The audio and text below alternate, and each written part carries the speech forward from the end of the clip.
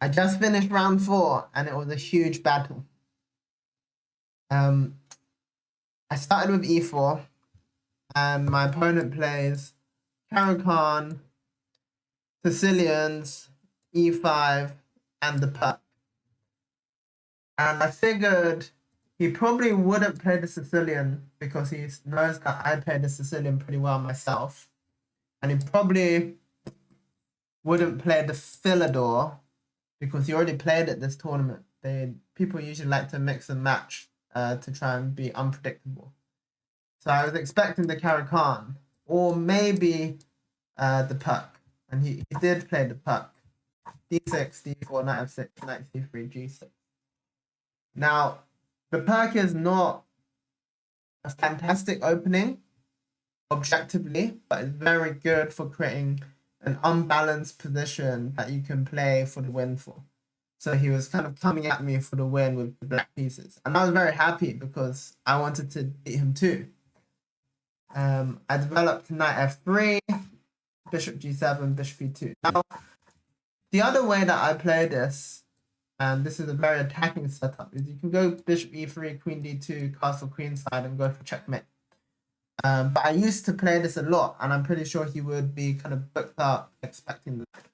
So I deviated and I played a more positional line with knight f3, bishop e2, and castles. And the idea is to try and get a small advantage.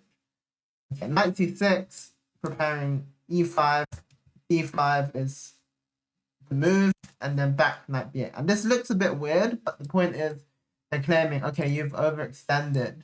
Now I'm gonna start doing stuff in the center.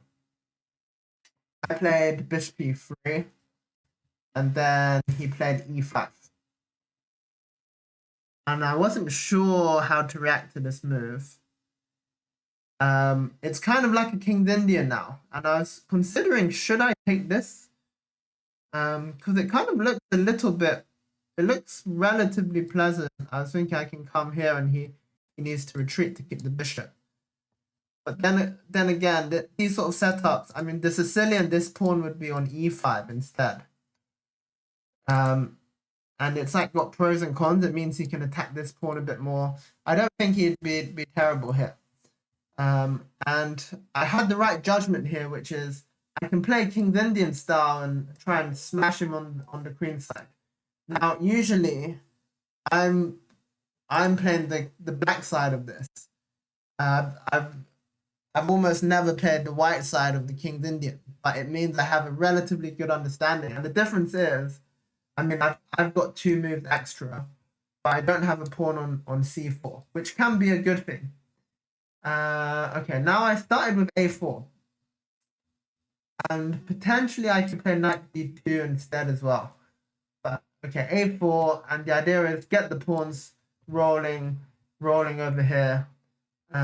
Maybe he could have played knight g4 with the idea of getting this f5 push up. I was going to play bishop g5, f6, and potentially bishop h4 just to delay this push. And then he played a5 pretty quickly. And here it's an interesting moment because there's 2 ways to handle this position. One way is to just don't touch your weaker side and play as fast as you can on this side. And then another, but sometimes if you can play a move to delay your opponent on the other side, it can be beneficial. It's a bit risky though, because it can also create weaknesses. And the idea is it stops b4, so he tries to get a square for his knight on c5. Okay, now it's time for me to reroute. I want to stop any knight g4 or knight h5 shenanigans. So I go knight d2, and this knight is heading to a beautiful square on c4. This is one of the benefits of not having the pawn on c4. I can stick a knight there instead. Knight comes out to a6, eyeing up these squares, and I jumped in knight c4. And I wasn't sure after knight c5 what would happen. I was thinking I could take this, which computer proves actually. Takes. Now if I take this immediately, I think he's happy because he takes here with a covered attack. But I don't need to do that and open up his bishop. I can develop my queen to one of these squares. Maybe d2 to stop his bishop coming out. And then I can play this position positionally with his against his sort of damaged pawn structure, and I've got nice squares for my knights, which I guess is why he played his knight to b4. Now I play bishop f3, which computer does not like at all. Although my idea was to go knight b5, but the problem is my pawn is hanging. But potentially I could play the waiting game here, which is he needs to move his knight anyway to push f5. So maybe I wait. I say wait, but it's like a useful move with the queen.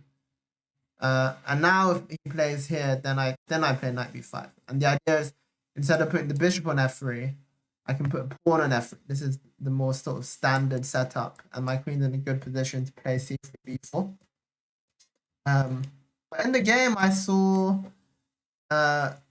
bishop f3, and it is a way to play to just overprotect. This way, when f5 comes, I don't need to do anything. The bishop's already on the square. He plays h5, and now I played a very nice move. I played bishop g5, and it's just making it very difficult for him to play f5. He has to get out of the pin to move the knight to then move the pawn. So he plays queen h7. Yeah. And now I jump in with knight b5. He plays knight h7. And here I did something stupid. Here I have an option between bishop e3 and bishop d2.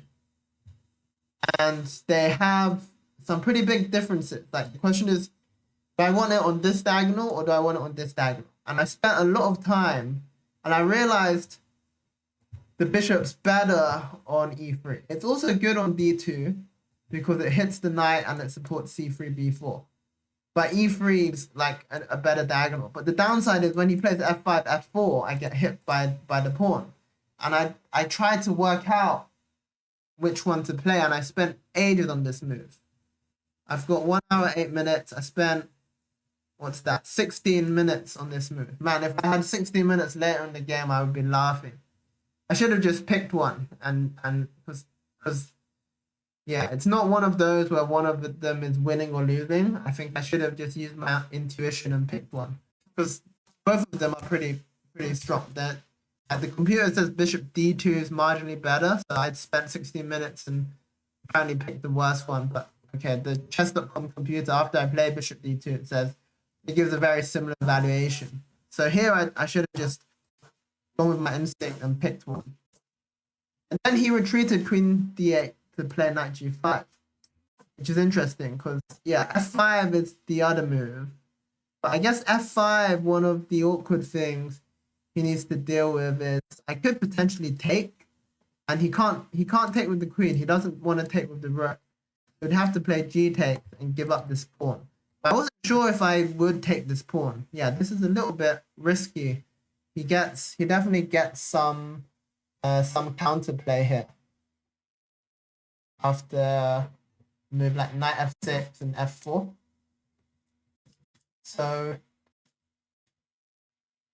okay, so he plays queen back to d8, but f5 could have been an interesting option. And now bishop e2 is an option apparently as well, just to play a pawn to f3, which is interesting. I played c3, and oh wow, I did not consider that at all. So knight a7 is a move. One of the points is if you trade off this bishop, it's really hard for him to attack. Okay, bishop b7, and I don't think it actually helps me. So we played knight takes a5, which I think is a fine move. This computer is lousy. Grabbing the pawn. He goes f5. Of course, he goes f5. He's great in counterplay. And now my plan was I'm just going to keep this bishop here and try and keep this block up. I've got the extra pawn. I'm going to start pushing my pawns on the queen side. He jumps in knight g5. And here I want to take with the pawn. Because if I take with the queen, like I lose a lot of tempo with my queen he can kick me with bishop g4 and push f3, and it looks scary. So here I need to play a prophylactic move to be able to take with the pawn, which is king h1, so that he doesn't have bishop h3 and queen g5 check to checkmate me. So knight takes, g takes, and then he comes in with the queen. I played rook g1. He can't take this pawn because losing this pawn is a big deal. This doubled f pawn is not very important. And now he starts coming at me with his pawn at g5. Now it looks a little bit scary, but one thing I was thinking during the game is I don't think he can checkmate me. Like, he's got a queen. This bishop is a problem child, like classical bad King's Indian bishop. And when he plays g4, as long as I don't take him, it's very difficult to get checkmated. g4 I shouldn't take, because if I allow h takes, he can swing the rook to the h file and then checkmate me on h2. So I had this defensive setup here, which I was quite happy with. Computer says he should just keep pushing with g4. But then, yeah, I played this move, bishop e1. It's not easy for him to progress. So he plays rook f6. It defends and it's preparing to attack. Good multi-purpose move. Rook c1 and bishop f8. This is the other point of rook f6. The bishop can overprotect d6 and x-ray on c5 to stop my c5. And here, yeah, I was down to 32 minutes, so I knew I needed to pick up the tempo a bit. Here I had an interesting option in c5, and I was considering it, but I didn't like the idea that after takes, this knight looks like it's coming into the game. But actually, I think we're fine here. We're just killing him here with this big knight, and I've got this defensive mechanism with bishop e1 again. And yeah, the queen's out of play if he doesn't get an attack going. So c5 would have been nice here. But yeah, I didn't realize this would be so strong. Knight takes c5, knight takes c7, and if he takes the bishop, I'm guessing knight takes c7 again. Yeah. And this way rook takes, and this becomes a weakness now because he doesn't have the d6 pawn. So c5 would have been very nice. I played knight back to b3, missing that. I'm thinking I need to overprotect c5. And he played quickly as well. One thing I've learned from him a bit is some of these positions, they're just so messy. Like, just play quickly because it's hard to find the best move when it's too complicated. Okay, he plays c6. I drop the knight back to a3 so I don't block my bishop. This pawn needs to stay protected, and it's on the rim, which is dim, but I've got ideas to come back to c4 at some point, which can be very good, which you'll see. Knight c7, he plans to bring the knight in. And again, here I have c5 ideas, but it's very messy because I lose the pawn. I played a5 to keep the pawn. c5 would have been better. He prepares to attack me down the file. And here I played a prophylactic move, bishop e1. But again, I think c5 was on the cards. The point is, like, I guess if he can't take this pawn, I'm very happy. And the point is I get this big square for my knight, and as soon as my knight gets in here, his position very close to collapsing. Yeah, it's very difficult. Like, I'm like struggling for time, but I've also got these great opportunities. Like, time management is a thing. I think bishop e3 much earlier, where bishop where I was choosing the retreat between bishop e3, bishop d2, I should have played faster. And now in this position, I could have fought a bit longer. Okay, bishop e1, prophylactic. And now he took, which I was a bit surprised. I thought he would keep the tension here, which I think it's better for him to keep the tension. Because after he takes, it opens my file and it gives my knight this beautiful square on c4. He jumps in with bishop h3. And now I played a a sexy move, but probably not the best move. The best move is fantastic. Best move is knight c5.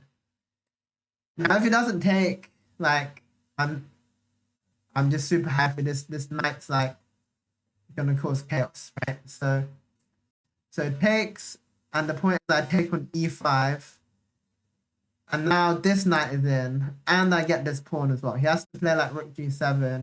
I take the pawn, and then just look at these pawns and look at this knight. It's not game over, but it's a nice advantage here.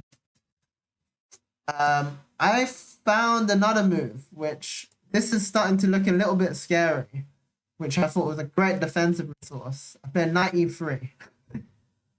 And the point is, he can't take, because after f takes, his queen is trapped.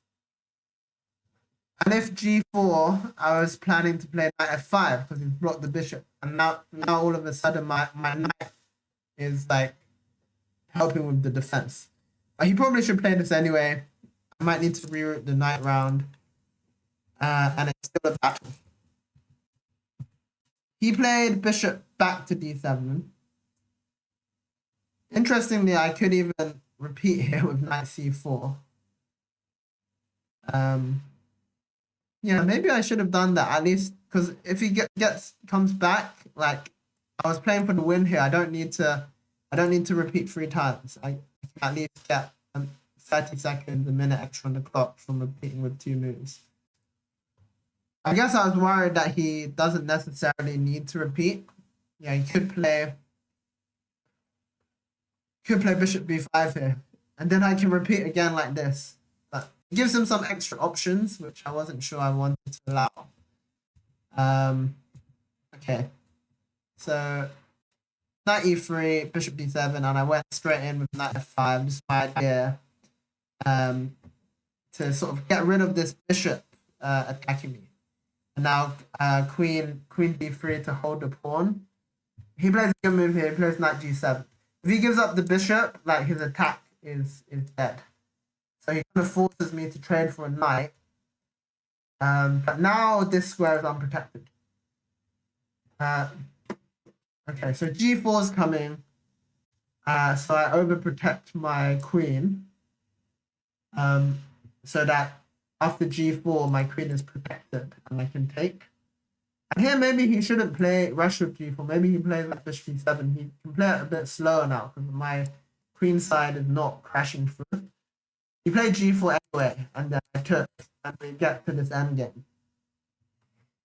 And here I thought I was killing him, but it turns out I'm only slightly better. I'm such an optimist. I just thought like I'm pawn up. If I just control this bit of mess here, I'm fine. And I figured I should be able to control this. So, okay, this next move is very key. I play rook c3 because if I don't play rook c3, his rook comes in and I'm in big trouble. He plays bishop out to b5. And now I need to just control these pawns, so I play f3. Good move. He takes, and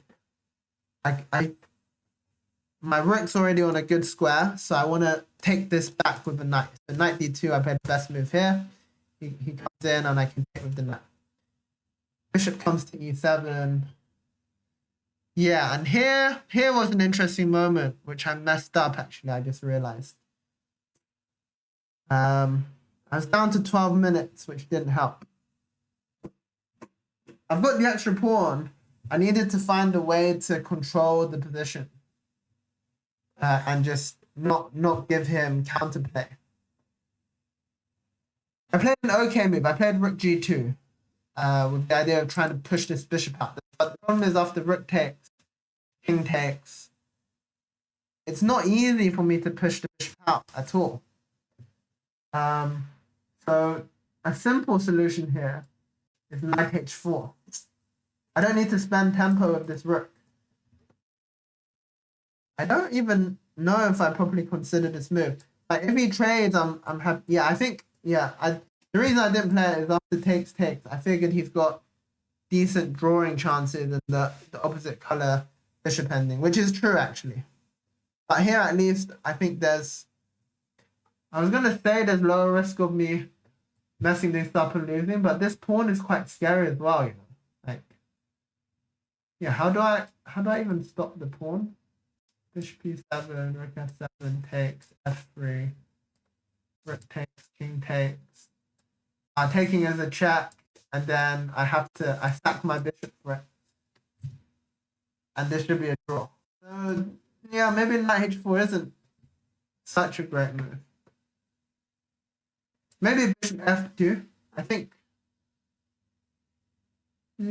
Yeah, the computer's all over the place. It's not that easy, this position. So maybe rook g2 is not so bad because the other options aren't terrible. The other options aren't great. Bishop d8, great move. He needs to stop me jumping in here. And now I realized b6 is a big threat. Because I wanted to play like knight h4, but I couldn't work out what happens after b6. Yeah, knight f5 takes,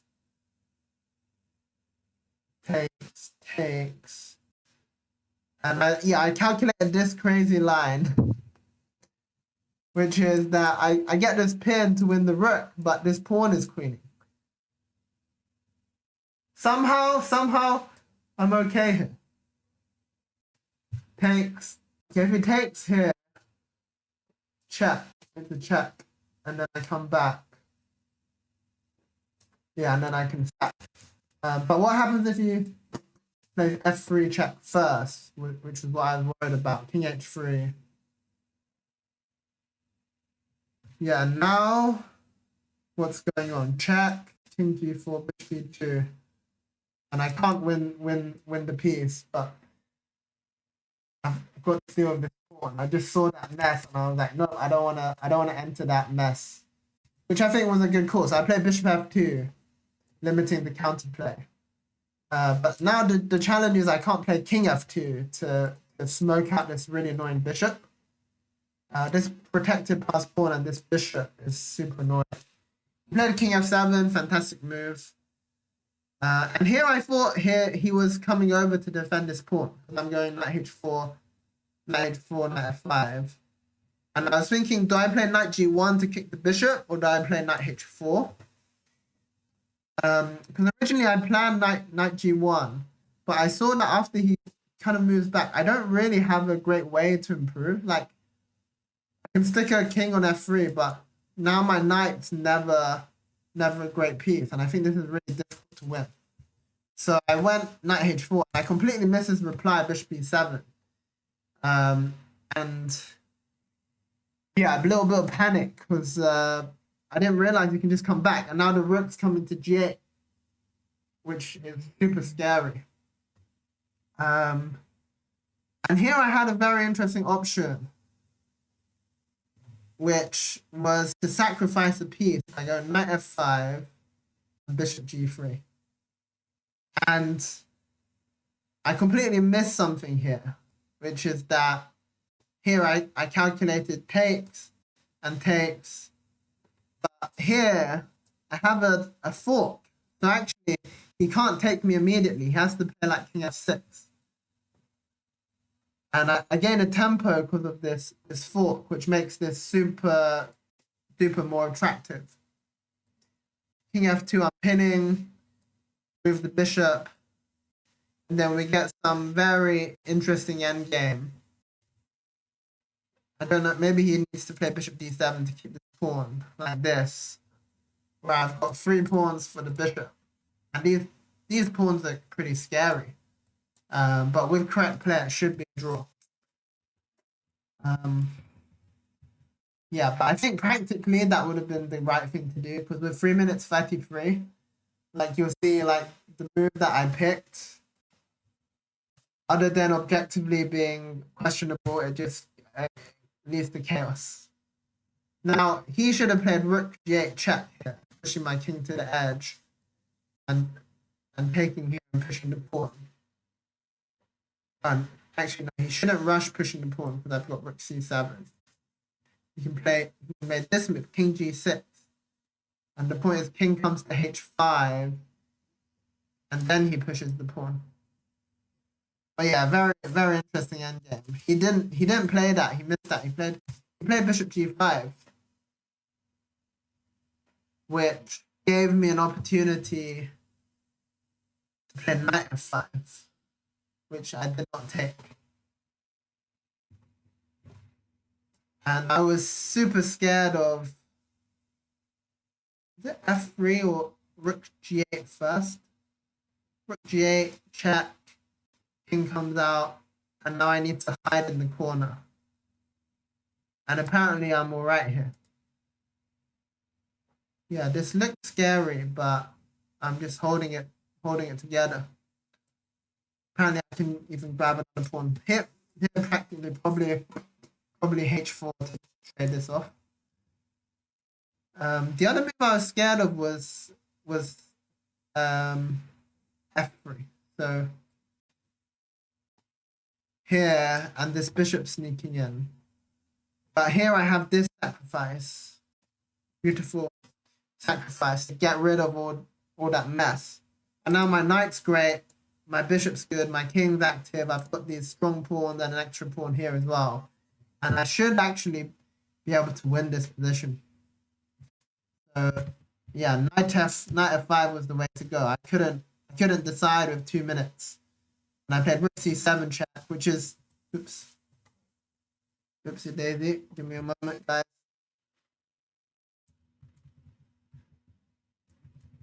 Where did we get to?